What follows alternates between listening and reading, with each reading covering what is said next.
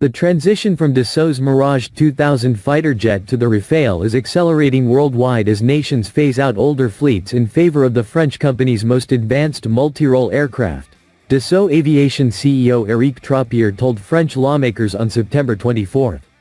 Speaking before the National Assembly, Trappier highlighted that several countries, including India, Qatar, Egypt, Greece, and the United Arab Emirates, are now planning to replace their Mirage 2000 fleets with Rafale fighters. The Mirage 2000 is reaching the end of its service life. It is still flying in France, but it will soon stop because we need to transition entirely to Rafale.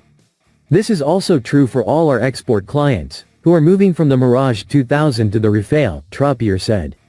The Mirage 2000, once a backbone of many Western-aligned air forces, remains in limited service but is gradually being retired. Dassault and its export customers now view the Rafale as the future, offering far greater multirole capability, advanced avionics, and next-generation combat performance. However, not all operators are ready to transition immediately. Peru, for example, is expected to announce in October the winner of its competition for 24 new combat aircraft. Rafale is competing against Saab's Gripen and Lockheed Martin's F-16 Viper.